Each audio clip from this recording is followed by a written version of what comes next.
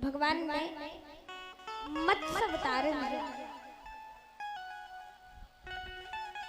तो कहा भगवान ने मत्स्य यानी मछली का अवतार क्यों लिया? ऐसा क्या भगवान ने मत्स्य अवतार क्यों लिया? क्या आवश्यकता थी मत्स्य अवतार लेने की? हाँ, क्या जरूरत पड़ी जो भगवान को मछली बनना पड़ा, मत्स्य अवतार लेना पड़ा?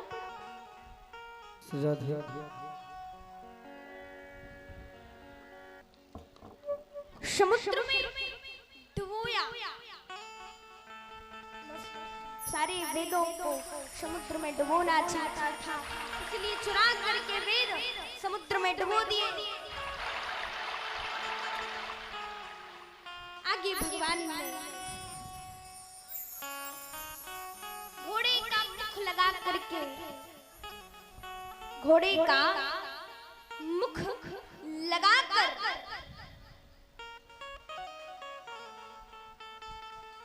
है गरीब का तो उद्धार कर दिया। कहा घोड़े का मुख कैसे लगा भगवान का?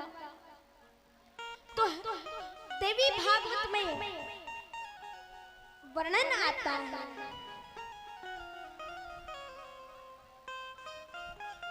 जब देवी भागवत में वर्णन आता है कि भगवान मधुकैटभ से युद्ध कर रहे थे। मधुकैटभ से युद्ध करते समय भगवान थक चुके थे, क्योंकि मधुकैटभ दो थे। तो भगवान अकेले थे, मधुकैटभ दो। तो भगवान से मधु युद्ध करता, कैटभ आराम कर लेता, और जब मधु थक जाता कैटभ युद्ध करता, मधु आराम कर लेता। तो ऐसे मधुकैटभ तो आराम कर लेते थे, लेकिन भगवान नहीं कर पाते थे। तो भगवान कहते हैं कि ये गलत बात है, तुम लोग तो आराम कर लेते हैं, लेकिन हमें नहीं कर लेते, हम भी थक चुके हैं, हमें भी कुछ दिन आराम करना है।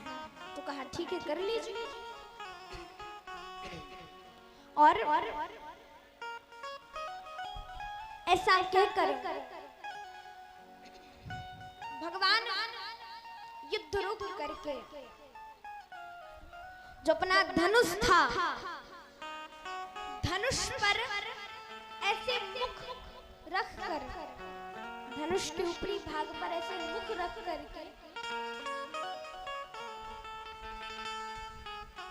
भगवान को निद्रा, नींद आ गई, भगवान सो गए। अब वहां है गरीब से परेशान होकर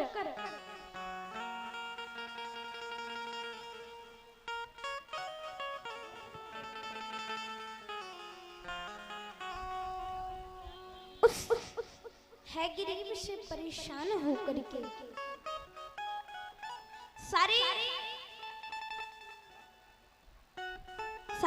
सारे देवता भगवान के पास आते हैं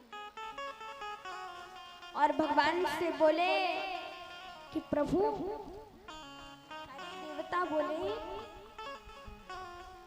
प्रभु सहायता कीजिए, रक्षा कीजिए। पर भगवान तो सोए हुए थे, गहरी नींद में, निद्रा में थे। तो निद्रा में थे तो प्रभु जागे नहीं। बहुत प्रार्थना की देवताओं ने, पर भगवान की नींद, और जब भगवान की निद्रा नहीं खुली, नींद नहीं खुली, ब्रह्मा जी ने दीमक से कहा कि तुम ये जो धनुष देख रहे हो ना, कहते हैं इस धनुष में तुम लग जाओ।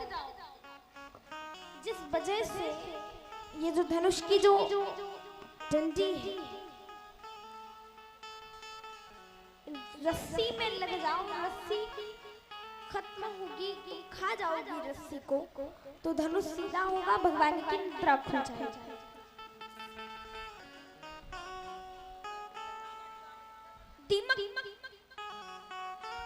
धनुष की जो रस्सी थी उसमें लग गई, दीमक रस्सी को खा गई, तो धनुष सीधा हुआ, भगवान का सर धड़ से अलग हो गया। और जैसे भगवान का सर धड़ से अलग हुआ, जोर जोर से हवाएं चलने लगी, बादल गरजने लगे, बिजलियां चमकने लगी, और हवा के साथ ही भगवान का सर पता नहीं कहाँ गया। तो कहा वो क्या हुआ, विश्वकर्मा जी के द्वारा भगवान के धड़ में, शरीर में, भगवान के धड़ में घोड़े का सर लगाया गया। और जब घोड़े का सर लगाया गया,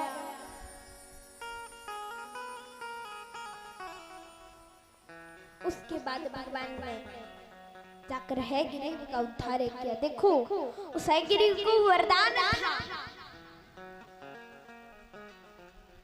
उस हैग्रीव को आशीर्वाद था, वरदान था कि वो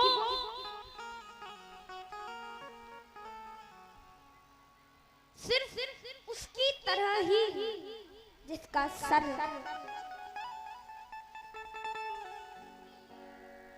घोड़े का हो, उसकी तरह ही जो हो वही उसका उद्धार कर सकता है। ऐसे भगवान ने घोड़े का सर लगाकर हैग्रीव का तो उद्धार कर दिया। लेकिन जो वेद थे जो कि समुद्र में थे,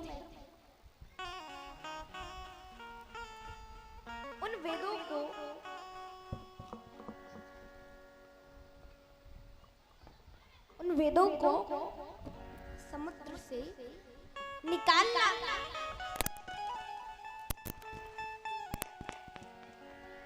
और जब उन वेदों को समुद्र से निकालने के लिए भगवान ने मत्स्य अवतार लिया, मछली का रूप धारण किया और मत्स्य अवतार लेकर कृतमाला नाम की नदी में प्रवेश। उस कृतमाला नाम की नदी में एक शतव्रत नाम के राजर्षि तर्पण कर रहे थे, जल दे रहे थे सूर्य भगवान को। घृणी सूर्याय नमः, आदित्याय नमः, घृणी सूर्याय नमः, आदित्याय नमः, ऐसे कर रहे थे, तर्पण दे रहे थे। भास्कराय नमः, घृणी सूर्याय नमः, आदित्याय नमः। तर्पण करते समय, जल देते समय सूर्य भगवान को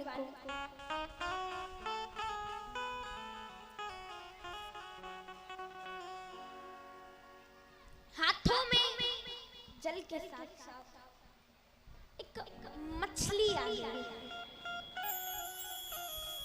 और जैसे ही एक मछली आई, मछली को देखा,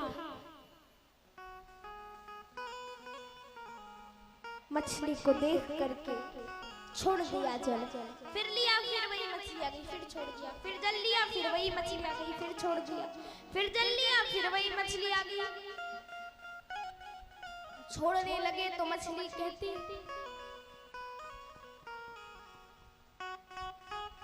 रुकिए राजर्षि, हमें मत छोड़िए,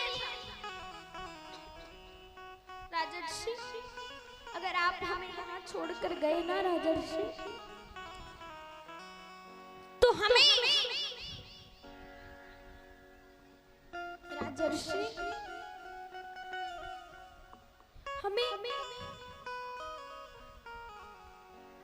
यहाँ के जीव जंतु बहुत परेशान करेंगे। राजर्षि हमें ऐसा छोड़कर, अकेला छोड़कर मत जाइए, हमें अपने संग ले चलिए।